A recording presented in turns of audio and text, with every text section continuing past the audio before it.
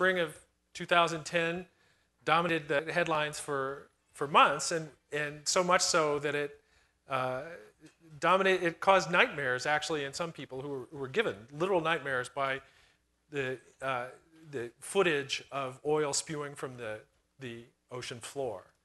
There was a website called ifitweremyhome.com where you could actually move a spill-sized blob around a Google map of the Earth and just about blot out the state of Virginia, for example. But the great environmental disaster was not the oil that spilled into the Gulf. It was the oil that we continued to use exactly as we intended to use it. The average flow rate from the BP wellhead was 55,000 barrels a day, which is a huge amount, but we Americans use that much every 4 minutes. The estimated total BP spill volume, which was nearly 5 million barrels over 87 days, is consumed by the world every hour and a half. There was a headline on The Onion in 2010. It was, millions of barrels of oil safely reach port in major environmental catastrophe. The current average global oil consumption is the equivalent of more than 1,400 BP oil spills gushing full-time, around the clock, nonstop, 365 days a year. And that's just the oil. Bill McKibben, who spoke here yesterday evening, his book, The End of Nature, was published 22 years ago now. The Kyoto Protocol was initially ratified a decade and a half ago. Today, rounded to the nearest whole percentage point, the proportion of the Earth's energy consumption that is supplied by wind, solar, geothermal, and tidal hydropower combined is 0. It's easy to look busy on these issues. It's much harder to have an impact that is both effective and unambiguously good. It's certainly true of panel moderators. Last year I gave a talk on climate in Australia. My personal share of the jet fuel that was expended on getting me there and back for the conference exceeded the average annual energy consumption of the average resident of the Earth. And I took my golf clubs with me.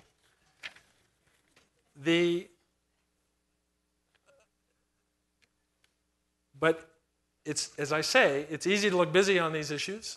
We're all looking busy on them here. I'm going to go down the line and ask the members of the panel to explain what they're doing to look busy on them, and then as we discuss, we'll also see if we can hone in on what we're doing to actually move toward a solution. Mid-century isn't as far away as it was when we started talking about these issues, and we haven't necessarily made a lot of visible, tangible progress. Anyway, we're going to begin with Russ Ford, sitting at my right, who's Executive Vice President for onshore gas at Shell. And onshore gas is the hot topic of the moment. So Russ, talk to us about it. Thank you. So look busy, so I'll talk about how busy I am with onshore gas, but first a couple of opening comments that I think support what David said. And I do firmly believe that we have an energy challenge over the next couple of decades. If you were in this room this morning, we talked about population and where it was going over the next 20 or 30 years. And we could be wrong by a factor of 100%, but we know we'll have more people on this planet by a long stretch in 20 or 30 years than we have right now. And as a result of that, the energy requirements and the stress on our planet is going to increase also. Everyone's looking for a better quality of life, and generally with quality of life comes increased energy consumption. So energy demand is going to increase. I don't think that's necessarily a new assertion, but what might be new about it is I think that we're in a period of kind of volatile transitions here. If we look at just what's happened over the time period since this last forum took place last year, you had the Macondo oil spill that fundamentally changed the way deep water exploration was approached around the world. We've had the events in Fukushima that with no doubt will have implications for the nuclear business.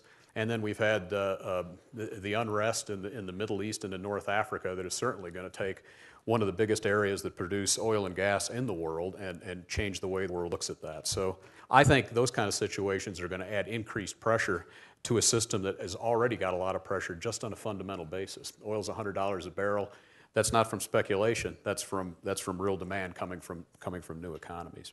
But where I get busy is we also have a new resource available in North America and really indeed in other parts of the world. It's a natural gas resource that I think gives us a great deal of flexibility to provide a stable and fairly clean supply of energy and new resource to our country and North America in general, and also other places like China. And I think evidence that it's here is, you don't have to go very far from that. I can quote you a lot of statistics, but if we take a look at the disparity between oil and gas prices, we're at a historical dichotomy right now. Oil at approximately $100 a barrel, gas at about $4.50. That ratio used to be much closer to 8 to 1, 6 to 1, 7 to 1. You do the math, it's much higher than it is right now. So there's recognition of the fact that there is a supply advantage that we have in North America that we've never had before. I think a lot of people should be concerned about the way we as an industry choose to deliver that gas to the market.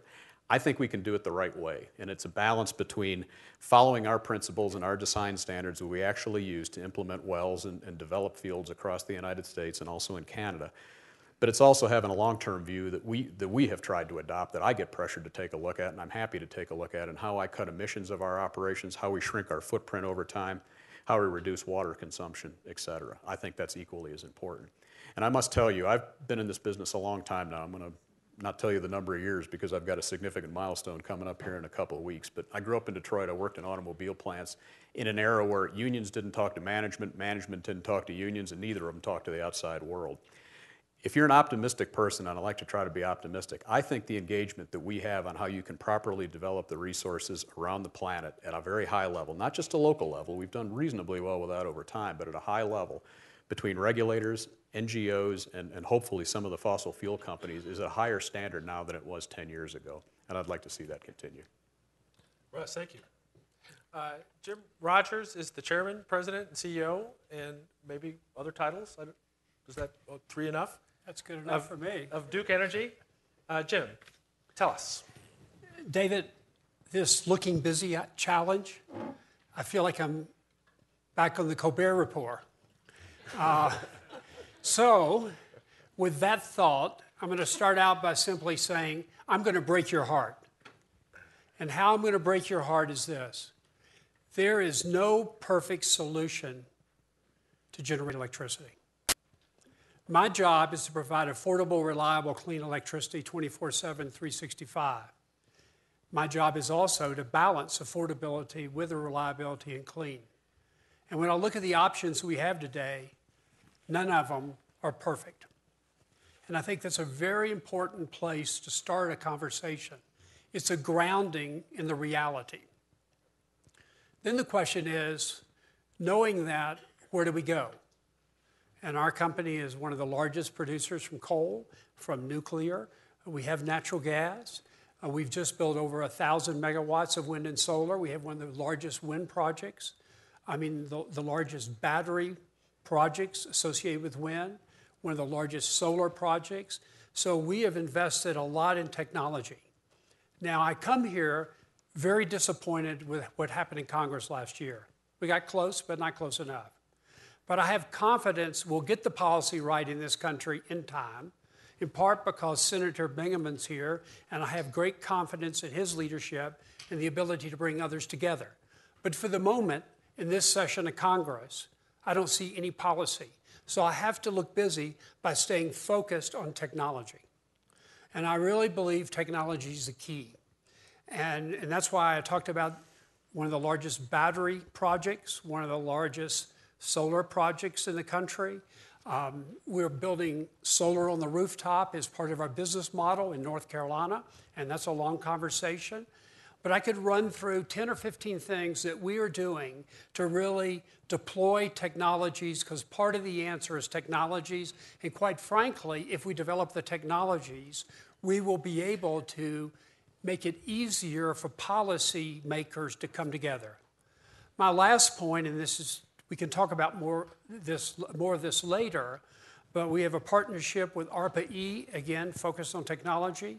We're part of the U.S.-China energy exchange or technology exchange program. We just did an eco-partnership with Longfang and ENN in China. We have 6 partnerships with Chinese companies. And my last point is, China is the only country in the world that's got the capability to scale all these alternative ways to generate electricity and actually reduce the cost and make them more affordable. So a partnership between China and the US, in my judgment, is a win for both the people of China as well as the people of the US, and we need to find a way to collaborate because scaling of the technology will drive the cost down at the end of the day. That moves us closer to a perfect solution. Thank you. Thank you. Dan Kammen, to Jim's right, is a distinguished professor of energy at the University of California at Berkeley. He's also the World Bank's technical specialist on renewable energy and energy efficiency, a job that he is seeking to move on from. When we get things done. Okay. So, That's what I mean. He's seeking to be finished with it so he can move on. Dan, talk to us. so thanks a lot for the chance to be here. And I guess I see a range of exciting signs, things to be optimistic about, but we've got to put more of them into practice. While it's true that your opening numbers were true that if we round down, renewable and clean energy is a small fraction, roughly 5.5%, 6% of our total energy generation. It's a third of new installations last year. Solar and wind was the largest share of new energy installation. That doesn't mean that's the newest share total of generation, but it is on a dramatic upswing. We're also seeing dramatic large-scale efforts, and large-scale means big projects like gigawatt-scale solar in Morocco, large integrated wind in Turkey to both feed the domestic markets and export to neighboring Syria, but also distributed plans. Something we've been working on for decades, cook stoves, has now been taken up by the U.S. Secretary of State. Julia Roberts is now the official spokesperson, or one of many, on cook stoves and household energy and health. So there's lots of interesting signs, but we haven't put it together yet. And what I mean by put it together yet is that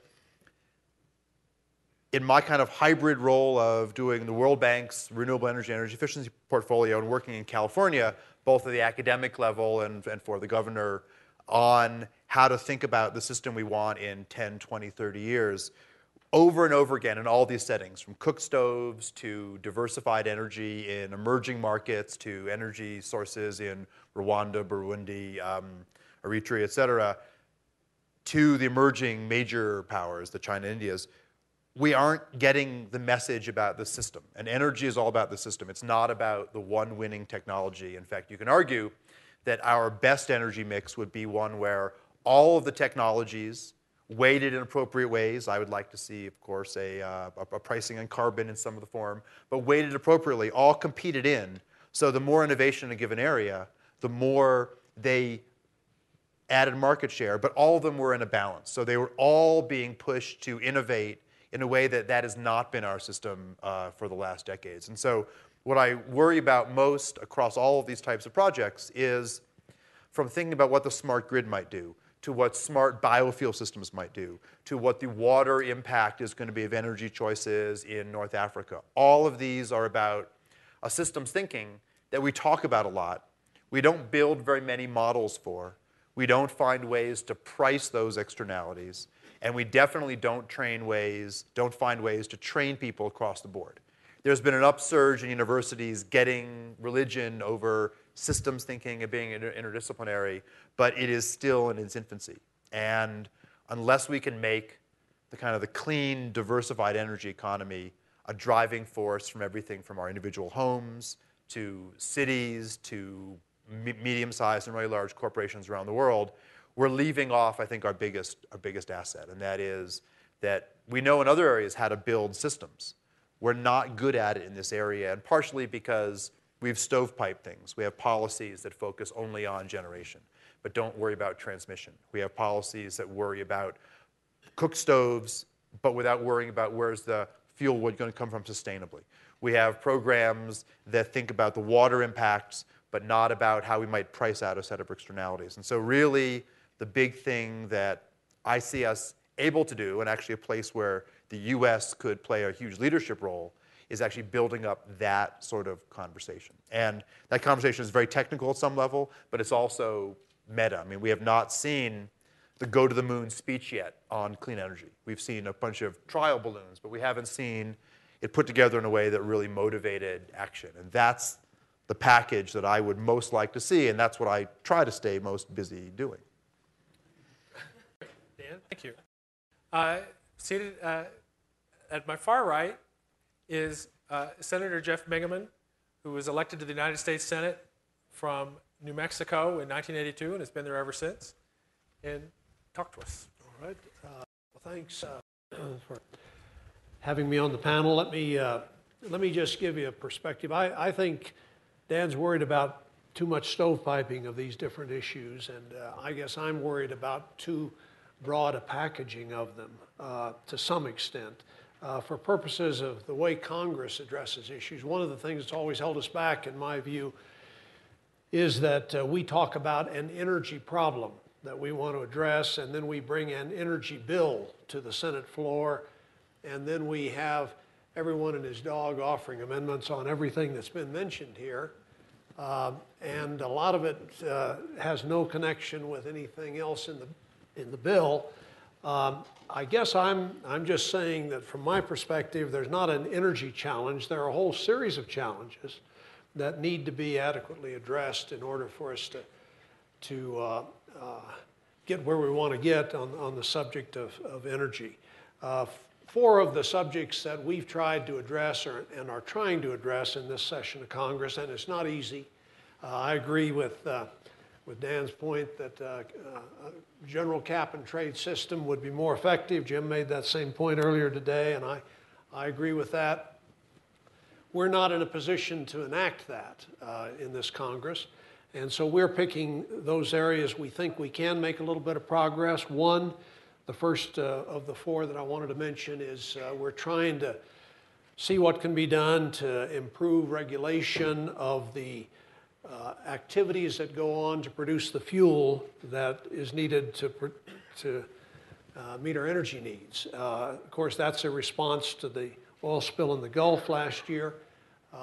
It's obviously the issue of fracking gets into the discussion, a lot of different issues, but improving that regulation, I think, is essential. Second, of course, is what additional things can the federal government do short of cap and trade to reduce emissions in the power sector and the electricity sector? And we're trying to do some things there on the margin. We're trying to pursue the president's goals stated in the State of the Union speech about a clean energy standard. I don't know if we'll have the support to get that done, but we're trying to see if that can be accomplished, where we'd have 80% of our energy produced from so-called clean sources by 2035. We're trying to do some things to facilitate the use of carbon capture and storage, all to reduce emissions in the power sector. Third area we're trying to make a little progress on is with regard to automobile emissions, and there again, I think where 40% of our emissions come from the power sector, Jim was telling me last night, it's 30% from the transportation sector nationwide. There are some things we're trying to do there to facilitate more use of electric power in the transportation sector, to facilitate more use of biofuels in the transportation sector, which I understand has costs associated with it, to facilitate more use of natural gas in the transportation sector. And then finally, we're trying to do some things to improve energy efficiency throughout the economy through higher energy efficiency standards for appliances, through better standards for energy efficiency in buildings, residential and commercial buildings. So there's a whole range of things. To my mind, they are separate and distinct challenges that obviously have to be coordinated, and you don't want to be doing something in one area that cancels out your efforts in another area. But we would do better in Washington, frankly, if we had a better definition of these challenges and more ability to focus on them individually rather than as some big energy challenge. Great, thank you. We have a unique opportunity because we have representatives of I think the the major groups that are usually blamed for the world's problems sitting right on one stage. We have a politician, we have an academic, we have the head of a major electric utility, we have an executive of an oil company, and we have a member of the media. So it's a single swipe of the arm could clear all problems away. I want to start things by asking a question in the form of a statement, and it has to do with technological science, technological innovation, and we all talk about it and how we're all excited about the next innovation. And something I've been thinking about, which is that we seldom acknowledge, which is that problems innovate too, and typically they have better funding. And an example that I can think of is that the same brilliant people who are working to make our machines use less energy or to find ways to do things using less energy are also finding ways to extract fossil fuels that we used to not even realize existed. The most recent example of this has to do with natural gas, which is now the good fossil fuel. The issue in climate used to be the price of coal. The difficulty was finding renewable energy sources that could compete on price with coal for some way or another. Now the difficulty is probably competing with natural gas. And although we think that natural gas is our favorite fossil fuel at the moment, it is still a fossil fuel. And there are questions. There's difficulty. I think that natural gas has become kind of the new wind. It is what has taken the wind out of the wind industry, for example. And what are the consequences of this? We're all happy that we have lots of natural gas. Do we worry about that? I think it's actually a question, and I'm not going to be excited about this answer. Probably not. I remember as a consumer advocate sitting in proceedings in the 70s when I was dealing with curtailment of natural gas. I remember when the Fuel Use Act was passed in 78 that made it illegal to burn natural gas to generate electricity. I know about the volatility in the price of natural gas, experience in the past. The reason that I think shale gas might or might not turn out to be a panacea is this. We don't really know the environmental implications. Some studies show that when you do the fracking process, it releases methane, and all of a sudden you have 60 to 65% of the carbon footprint of coal. If you some reason move to building gas generators, and shale gas doesn't prove up, or for environmental reasons it doesn't deliver, then you're on LNG, and LNG, when you do the math, basically has 75 to 85% of the carbon footprint of coal. So I'm hoping it's true.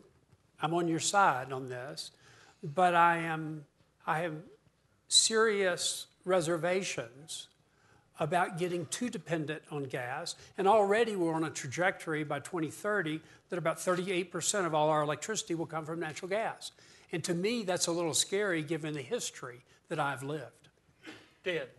So, this is what I kind of tried to highlight in the beginning, that I think I agree with Jim, so wholly, what is the term? But the worry that if we're hopefully emerging from a situation when we were dominated by just a very few forms of energy, that it's not just that domination by potentially a new form, if gas really does, as has been described, that this leads to lower levels of innovation, lower levels of competition than is healthy in a mix in the economy. And so as an academic who went to the World Bank, one of the reasons why I went there is that I figured out after all these years that banking has a common currency. It took me a long time to figure that out.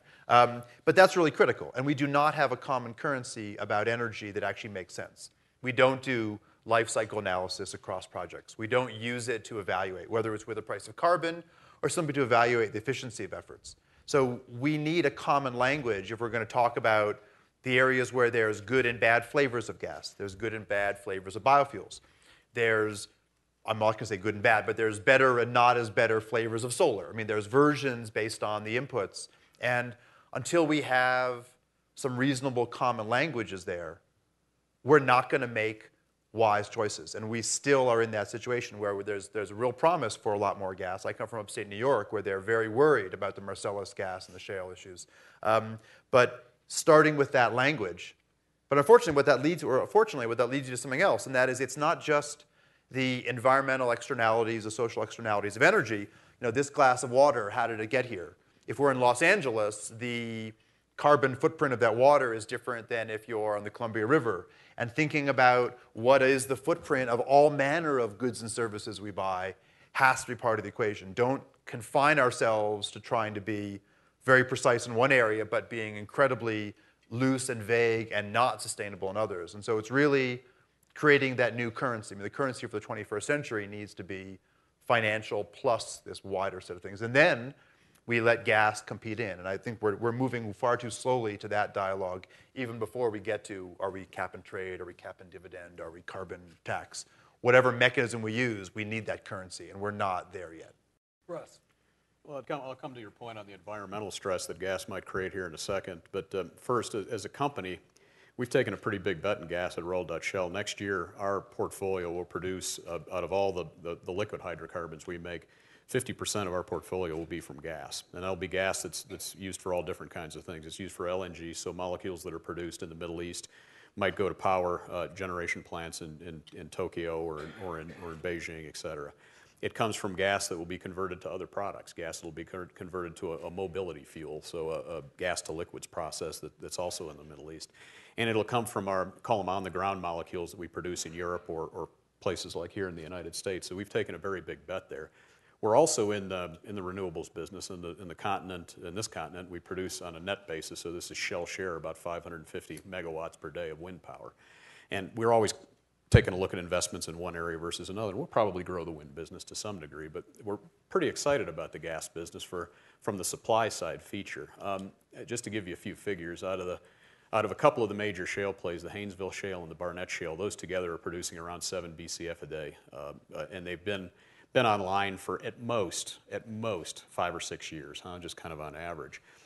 The U.S. consumes about 65 BCF per day, so those two plays alone produce over 10% of what we're seeing here. These were unconventional plays that we drilled through en route to other things many, many decades ago. So that supply that's coming into North America right now doesn't include the Marcellus, it doesn't include the Niobrara, it doesn't include the Utica Shale, it doesn't include any of the shale gas plays in Canada.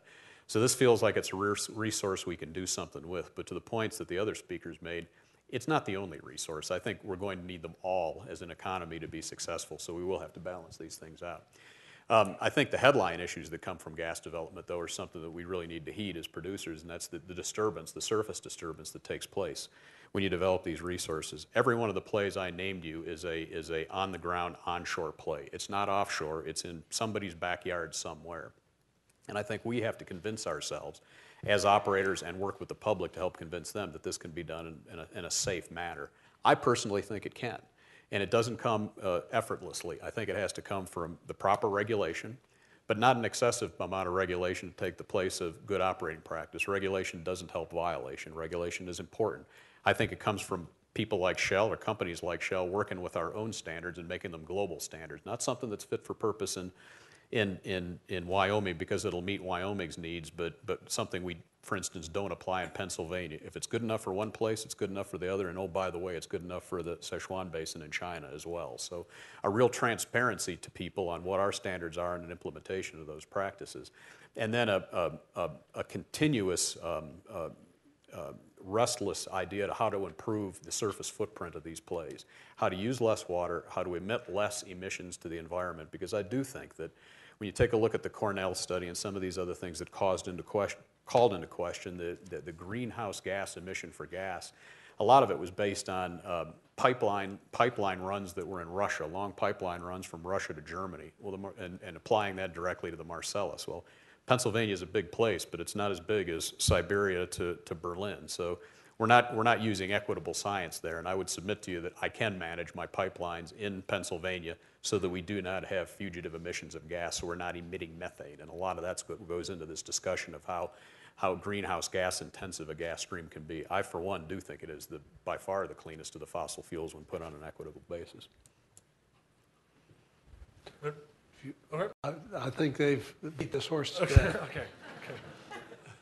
Well, I mentioned the smart grid, and I this year in racking up my considerable travel-related carbon footprint, attended the Consumer Electronics Show in Las Vegas and went to a smart grid seminar, and I was struck as I listened to it. It was a smart appliance, smart grid, smart in general discussion. I was struck by how familiar it sounded, and I was able to find on my phone as I listened an article from the New York Times in the 1980s from the United States Home Show of, in the early 80s, where it was describing exactly the same benefits that were going to come to me from having networked intelligent appliances. With a couple of exceptions, I was going to be operating my home appliances with my car phone as I drove home from work rather than with my smartphone as I drove home from work. But it was really, I could have lifted the text and printed it then.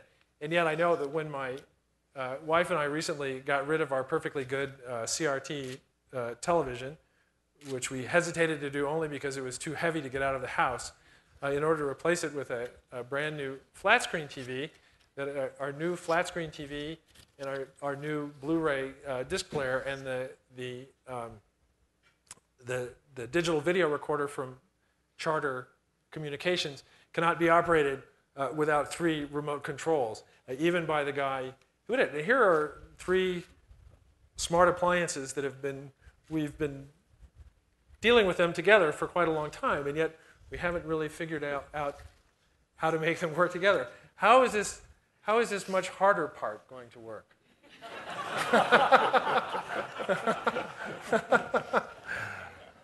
It's not a trick question. I think the trick is smart grid has been overhyped and oversold. And I kind of believe the A.C. Clarke, what he used to say is all change is overestimated in the short term and underestimated in the long term. And I believe what we're doing is I don't even use the grid word, blank grid word, mainly because it doesn't represent, because there's a more specific way to talk about it. First of all you're doing on the grid is turning it into two-way communication or digital. And think about how unique it is. In America, we're using an analog grid to serve a digital world. We should have a digital grid. So that is one piece of it, and the benefits from that are significant in terms of reducing line losses, and I could go into a whole list. The other part of this is really the meter, and the significance of the meter that doesn't exist today is having two-way communications so you can communicate with the devices within the home. And I envision a world where you'll write a software that will optimize that use, and you'll be able to optimize it against your neighbors as well as residential class, industrial class, and then against the mother grid. And those type of optimizations will make what we do today, what we call energy efficiency today, will look really primitive to what we will be able to do if we fully deploy these technologies, these communication technologies with the devices beyond the meter. So I actually believe it will be very transformative. And I could give you a couple examples that we've used where it's translated in a significant reduction in usage and the customers didn't even know. I mean, the best simple example is we have 100 homes. We have solar, we have battery technology in this 100 homes, but we have little devices. And so when somebody turns on their dishwasher, sends a signal to the refrigerator cycles down. Then when it cycles down, the dishwasher comes on, it goes off, and then the refrigerator cycles back. And with these 100 homes, we were able to reduce their usage on peak 20%, and they never saw any change in the quality of service. And so to me, that's just an inkling of what could be possible in the future. So I guess I mean, I agree with what Jim said. I think one could even push it further, actually, because there's lots of innovations that we've held back on, not just for these technical reasons and for the managing the power on the grid, but also for the market reasons. Right now, it's not just that our meter is smarter so you can program it from your cell phone and reduce power, but it's that I install solar on my rooftop, but any power I generate beyond what I need in a year is my gift back to the utility. And few people, sorry, like to donate to their utility.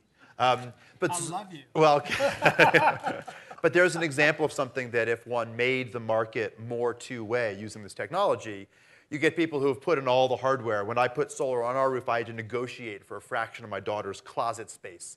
So I had to put the conduit through. So a puppy was involved. But here's a case where I put the hardware in, but I underinstalled solar because of this feature. But now I want to install the charging for electric vehicle, but now I want to increase on that. And so what I'd like to be able to do is have a conversation with my energy provider, whether it's an IOU or a MUD, so that I can take advantage of those sales. And these are things that if the energy market looks more like kind of an eBay with quality control in terms of carbon content and water and other impacts, here's an opportunity to change things dramatically. And then you're kind of thinking about what Duke is doing, the idea that you could do on-bill financing for energy efficiency, for renewables. These are all ways that if the system really was two-way, we find situations where the savings go way beyond 20%. We think you could really change the system, but you're right in your first thing. If you can't even get the remotes to connect, how are we going to do this? That really does require integration from the federal level through the state level, through what the utilities do, to what homeowners and small businesses do. That's a market that needs rules, it needs clarity, and it needs rules that are far enough out so that you're not requiring companies to make abrupt changes, that it's a nice progression, and so that you can plan ahead and you can really build in those opportunities. Then you get finally an alignment of what we say we want sustainability-wise and what companies want, which is a bottom line that makes sense over time. And that, I think, is the real promise of the grid. You know, Dan, if you would move from California or Washington to North Carolina, I can give you a better deal. And let me tell you what the better deal is, because I think this is the answer. We basically got permission and we put 10 megawatts on the rooftops. We invested in it, and we have a lower cost of capital than all our customers. We installed it, we operate it, we pay you to let us put it on your roof, and then what we do is take the cost of that and roll it into our low-cost coal and nuclear in the same way we used to roll the cost in when we would extend a line out to a distribution to a new neighborhood, because you could never economically justify the new neighborhood, but you rolled it in and socialized the cost. So in North Carolina, we solve a lot of the problem. You don't have to reach in your jeans for the money to pay the capital cost. We do that, and at the end of the day, we're able to get distributed solar on our system, and that starts to get to your first point, which I think is one of the most powerful points I've heard.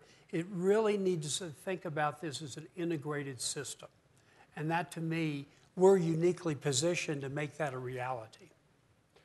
Yeah, I just make the obvious point that the way we regulate utilities in the country does not lend itself to what Jim's describing becoming the norm. I think Jim's doing some innovative, forward-leaning, impressive things. But in fact, for us to get this proliferated throughout the public utility commissions of the country and get this approved and get the, I don't know how many utilities we've got, how many thousands of utilities we've got in this country operating, get them all doing the same kind of thing that Jim's talking about. We're not well structured in the government to bring that about in any time in the reasonably near future. So there's a lot of resistance when you start saying the federal government's going to come in and tell you to do in every community in the country what Jim's describing to us he's doing in North Carolina. And by the way, it wasn't a walk in the park in North Carolina, because I went in wanting to put in 20 megawatts. and I negotiated back to 10 because the consumer advocate didn't want me to do it because he thought it would raise the cost too much for the consumers in the state to try to step forward, but we ultimately convinced them. But you are right about that point. It is a state by state, it's hand-to-hand combat to get these ideas adopted by state regulators. Well, we've got someone in the audience today, Jigger Shaw, who's a co-founder of Sun Edison, and their model was kind of a variant. It was, we will use roof space that we'll effectively rent to install solar as a way to ramp up. And I don't know if the number is still true, but for a while, they were the biggest installer of solar in the country. And apologies, Jigger, I'll see you right off if that's no longer the case. But that was an example of finding innovative financing to facilitate this. So kind of as a pet peeve, and Jim's heard this one before, we started something in Berkeley, California that has spread much more rapidly overseas. We have programs in Argentina and in Italy, but the idea is property-assessed clean energy. And it's a real simple idea. It is, why not lend property owners money so they can install efficiency and renewables in that order? Hopefully, you become more efficient first, then you install your renewables, borrow that money and pay it back.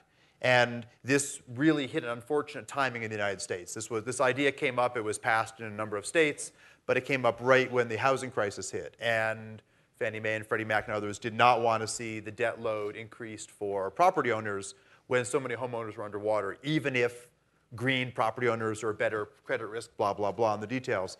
Here's one of these ideas, and I admit I'm biased because we cooked it up, but it is one of those ways to flip the financing so that you really can do green first. And that's the place where, whether it's at the FERC or whether it's at the Treasury, it's critically needed to have that back and forth dialogue with the federal guidelines to make these things viable state by state. Let's talk a moment about dumb grid. Reading just recently, and I hope I have this straight, that in the Pacific Northwest part of the country that has had tremendous rainfall or snowfall over there, and rivers running at overcapacity, generating electricity at more than could be consumed locally and from wind as well. And so because there was no way to distribute that energy to the places, from the places where it was abundant to the places where it was needed, there were wind turbines that have been shut down. How do we connect the places where renewable resources are plentiful with the places where people are plentiful? Well, the way we do it now, of course, is we leave it up to each utility to decide whether or not to make the investment in the transmission capacity. And they go through a long process of trying to get permission from their state utility commission and then from FERC to the extent they're crossing state lines to build transmission capacity. But there are various folks here who are more expert than I am about how you run the traps or run through that obstacle course to get the transmission capacity built. I mean, one simple piece of it is that we built a railroad system to transport regionally and nationally coal. We built a highway system to regionally and nationally transport people. And this is one of those places where that higher coordination, I mean, we know where the sites of lots of renewables are.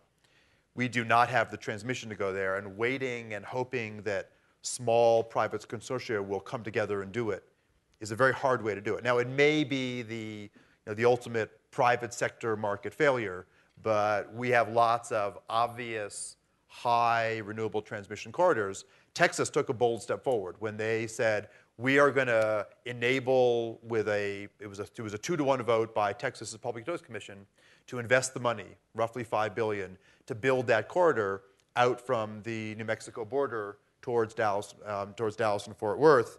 And they did it because they already had turbines that were up that were, as you say, they were being luffed. They were being put into lull so the power wouldn't go on the line because there was no contracted space.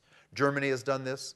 We're seeing this in Turkey. We're seeing this in parts of China where the grid is being prioritized at a national resource level to allow that diversity, not to let a new energy source dominate the mix, but to get that kind of diverse mix and to enable the cleaner energy options to get access.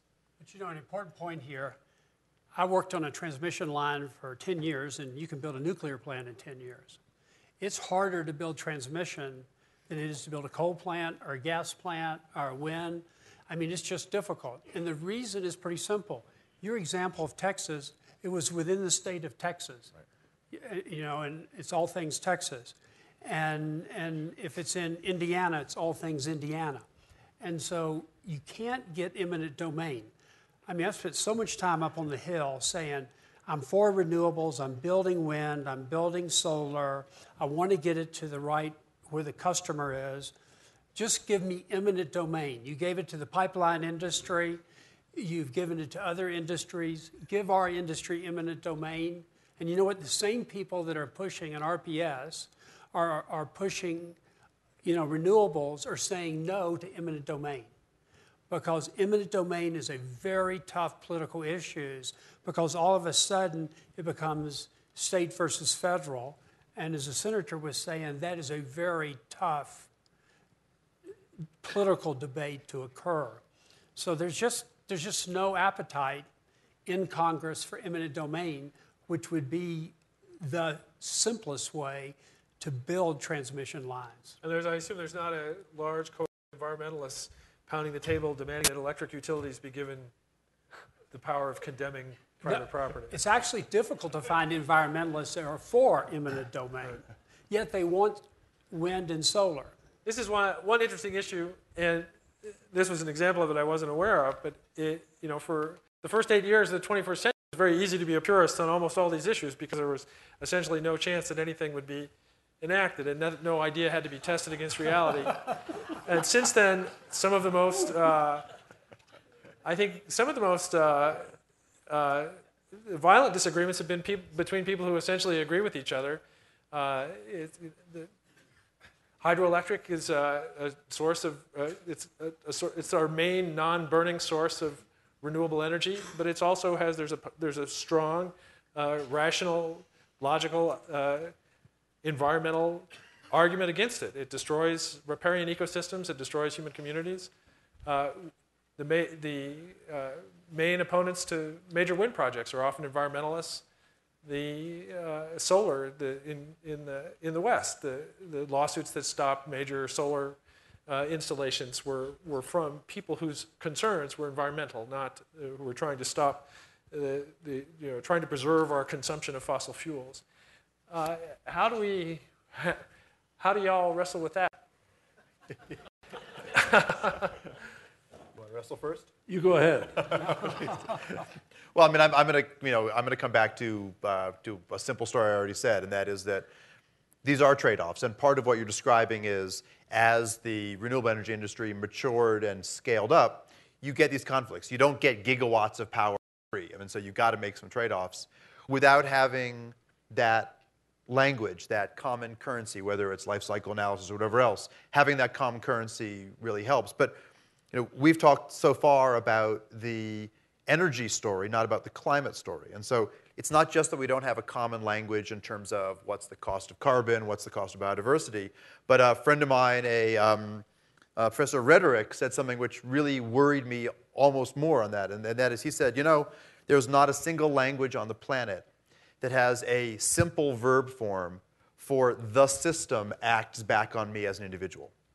And if you want to think about how to talk about the climate story, about what it means to be a member of a community that lives in a place that would logically have a transmission line going through to enable clean energy, we simply lack a piece of our human language as a way to describe those kinds of feedbacks of the system on us. And so we are lacking several forms of currency to talk about these decisions. I mean, I would like to think that life cycle analysis and this and that would be kind of the nerd's gift to this process. I mean, we do this, we get it out, it gets refined, but it's a start. But we're missing those types of languages in a number of different aspects of the story. But it gets back to my original point. There is no perfect solution. And in life, there are trade-offs. And when you select between different ways to generate electricity, there are trade-offs. There's some environmental costs. I mean, some are cheaper, some are environmentally better, some provide electricity in a more reliable way. And so the issue is, is how do you make the right trade-offs? And we're in a place in time where between now and 2050, we have to retire and replace every power plant in America with the exception of hydro facilities. Think about that. A blank sheet of paper. What could be a better time to sit down, have a good conversation, understand the trade-offs, think in a systematic way, use life cycle type analysis to redesign, remake the grid in this country. We have to do it. Because our challenge is we got to retire and replace. And if it's no clarity from Washington, no uncertainty with respect to, I mean, I don't know how the technology will evolve. Will coal really become cleaner? I don't really know with respect to nuclear. Will we really face up to how you'd handle the recycling of spent fuel? Natural gas, I mean, we talked about some of the unanswered questions there. Solar and wind, I mean, there's still issues embedded in each of those in terms of how scalable they are. I mean, just to use one metric to show you how and this is almost counterintuitive at some level, but if you build a 1,000 megawatt nuclear plant in a third of a square mile, and this is kind of an energy density point, to get the equivalent amount of energy from solar, it takes 20 square miles. To get the equivalent amount of energy from wind, it takes 400 square miles. And so then the question is, how do you feel about the land? And that is another dimension of the debate. And there is an argument among some scientists that you always should move more toward the denser form, the greater density in energy production, and that should be a guiding principle because of the knock-on effects of using less dense approaches. Yeah, and I think you don't just stop at transmission lines either, which you alluded to too. It's gas pipelines that carry things across the country. It's who has the well in their backyard. Is it somebody in Pennsylvania, somebody in Louisiana, somebody in British Columbia, or somebody in Qatar in the Middle East whose energy that we use? And we have tended as an energy business, when you're talking about the continental U.S., to go with state jurisdiction. And now the federal arm is getting much more interested in issues like hydraulic fracturing and air emission, and that's fine. I mean, you understand why. It's become more prominent because there's more development in the area, but there's going to need to be something in someone's backyard in this whole thing, and the better we can plan and lay out that something, the better solution I think we're going to have. Yeah, some of these issues we talk about we describe debate when in fact nuclear is one, and that the difficulties in Japan have revived the debate about nuclear.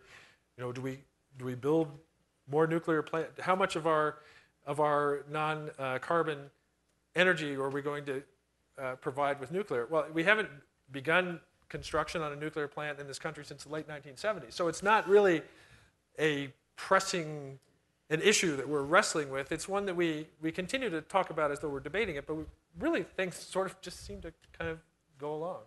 But think about this. 70% of our carbon-free electricity today comes from nuclear. And those plants are going to be retired, but will they be replaced?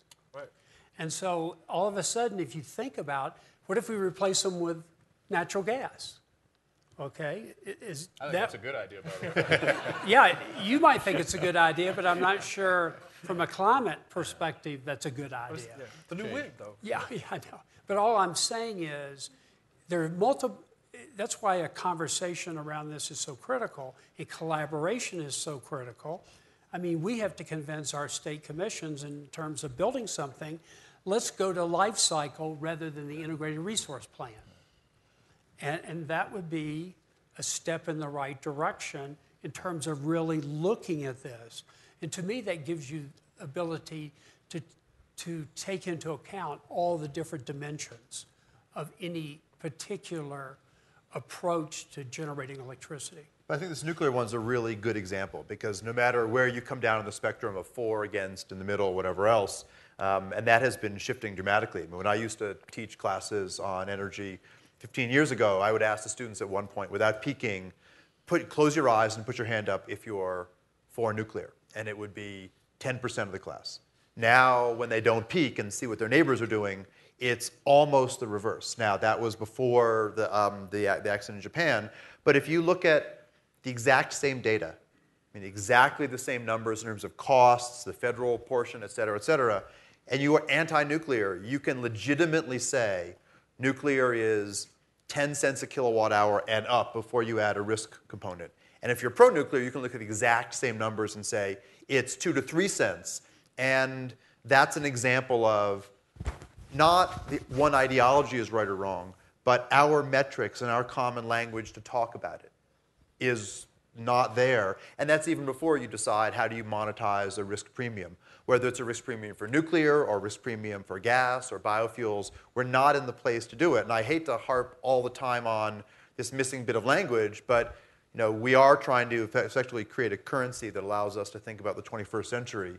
And it's hard to have this dialogue well without it. So we're really, we should be much further along on this part of the conversation because it informs so much of which technologies we push for, and also, I think, which policies. So California enacted a low-carbon fuel standard. It's basically a renewable portfolio standard for the fuels for our vehicles. Governor Schwarzenegger signed it in 2007, and it said if gasoline is the standard, then we're going to do a life cycle greenhouse gas assessment for natural gas vehicles, for electric vehicles, for different biofuels.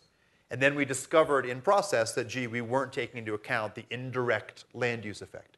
So we had to go back and do a very complicated calculation. Everyone was trying to do it right, but coming up with a common currency was incredibly hard. And that's partially because we haven't worked through these numbers technology by technology. I'd like to open it up to questions from the room.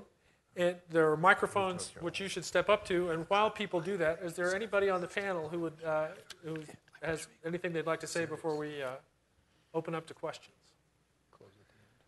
Do we have, who's at a microphone? Well, I don't know where the microphones are. Oh, there we go. Then you've got a hand raised right there.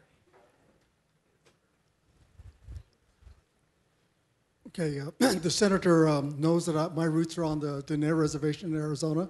So the question I'm going to ask is, pardon me, from one, fresh off the res. Okay, here's the question. When I leave the res to go to the border town to buy some, to go to visit Walmart, I stop at the truck stop. And at the truck stop, I see all these big semis throwing up black smoke into the air.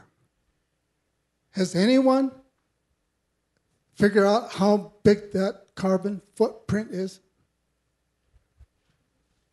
I'm sure there's somebody in this room who has a number for that. I don't have the number. Obviously, it's a big item. That's one of T. Boone Pickens' big projects is to shift all those 18-wheelers to natural gas, which has its own problems. Frankly, how far you can run an 18-wheeler on how big a tank and all the rest. But it's a serious issue. There's no question. There's a lot of emissions that come from heavy-duty trucking. But I think you bring up a reasonable point, though. I mean, you can. The senator brings up some points that are very much true in terms of how you would use natural gas here. I mean, we're experimenting with micro LNG, so not these big, huge plants that you might see fill up a ship that transports gas from the Middle East to Australia, but something on a much smaller scale where you could rail that kind of a product from a gas field in the central U.S. to someplace on I-10 that goes through your state, huh? If you have an 18-wheeler that does nothing but go from Atlanta to L.A., for most of its productive life, you start thinking about a particular fueling point, and you can actually use that fueling point to burn gas rather than that black soot that you're talking about. And oh, by the way, the economics on that are a whole lot better now than they were a few years ago with the differential in the two prices. So I think there's going to be some natural economic pull to that. I know Boone Pickens is behind it, but it's starting to make economic sense, and I think it'll begin to get there, particularly with a little push from the government. But the macro answer to your question is the whole auto sector is about 30% of the carbon emissions. Yeah. And I think it's going to be a mix. I think you're going to see electric vehicles play a role over time. I think the using natural gas, compressed natural gas for trucks might make sense over time. And I mean, but it's to the earlier point, we need to be developing all these technologies. And I heard a very depressing statistic, and Senator Trump will turn to you because I can't remember the exact one, in terms of how much the House has cut the actual already small investment in R&D in the energy sector. Well, I think this would guide R&D generally, not just in the energy sector. I think the proposed cut in the House budget is 57% this year, in 2012 over 2011. But this, oh, sorry. No, I was going to say, and the energy portion of that is really quite small when you compare to all the other areas. So if there's ever an area where we could put dollars that could have an exponential consequences, it's in R&D. Of course, we need to change how we do R&D in this country, but that's a longer conversation. But this is just as, on this particular point of the trucks, I mean, this is a nice example of a technology niche, because either having electric or natural gas places where it's not just when the trucks are driving, it's also when they idle overnight to keep the cabs cold. Well, it turns out this is also a place where fuel cells have a very cost-effective early application. So something that gets bounced around as fuel cells are either the savior or they're irrelevant, here's a place where economically they can fit in very quickly, because keeping the cabs cold is something they are well-tuned to do. When you're trying to get that diverse portfolio and maintain the funding, here's a place. And this is one of the spots where having that steady funding stream but clear eye on the deployment really helps a lot. And we lose sight of that. I'm going to contradict myself and call on someone who's not near a microphone because I know he has a loud voice. Andy Revkin.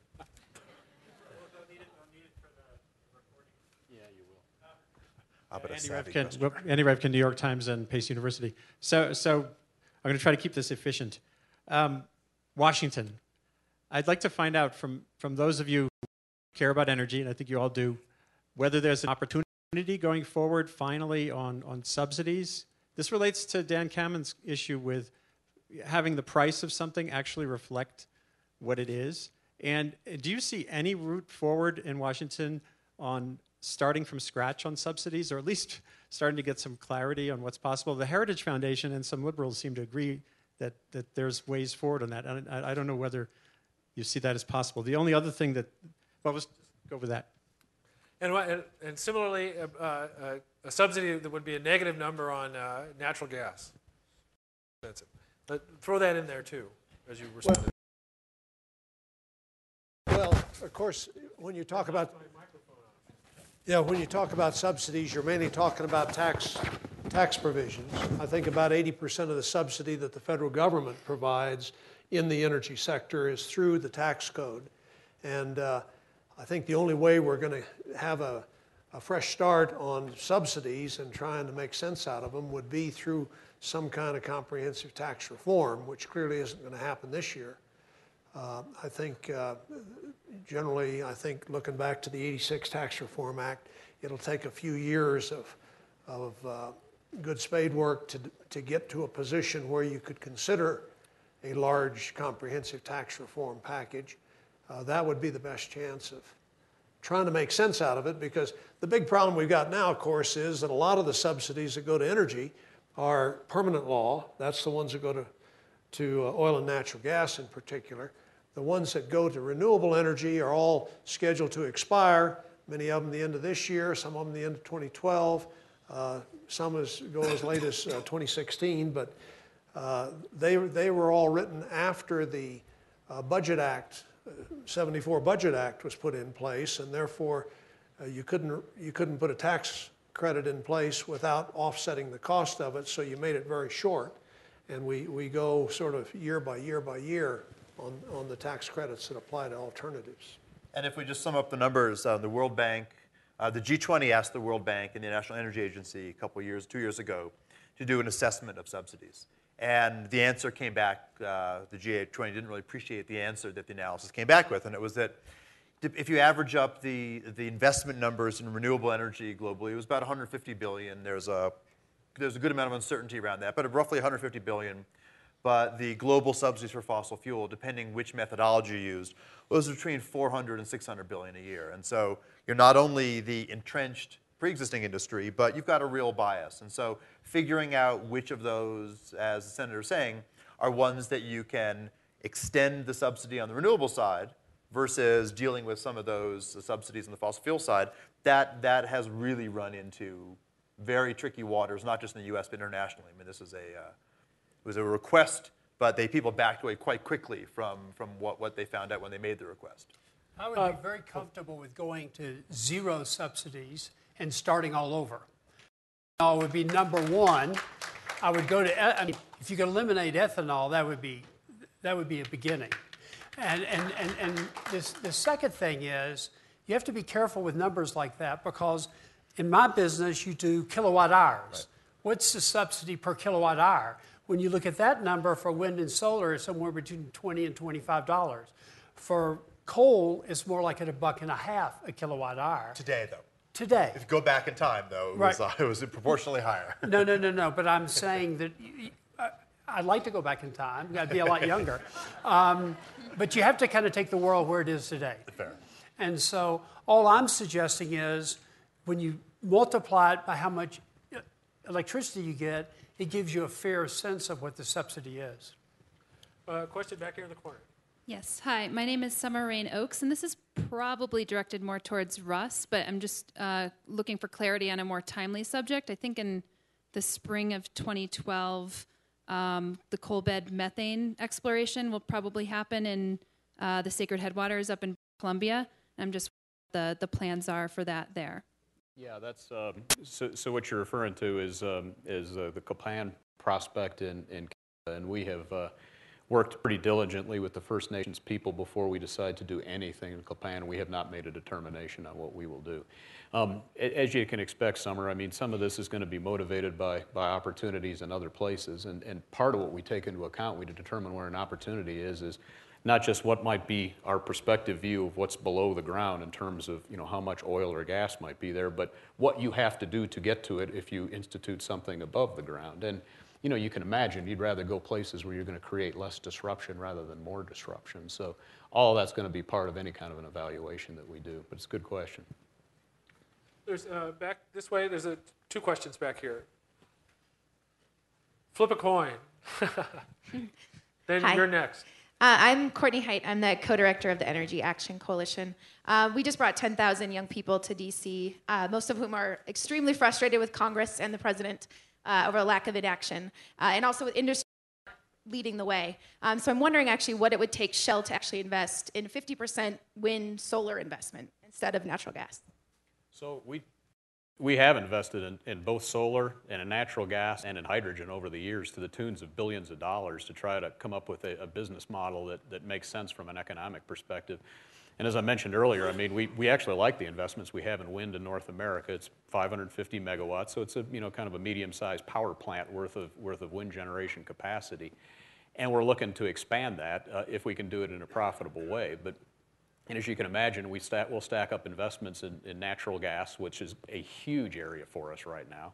And we think both from an environmental standpoint and from a transportability standpoint and from an end user standpoint, that actually might be a place where we can bring more value to the equation than we could in the others. But that doesn't mean that we're not going to look at wind or at solar.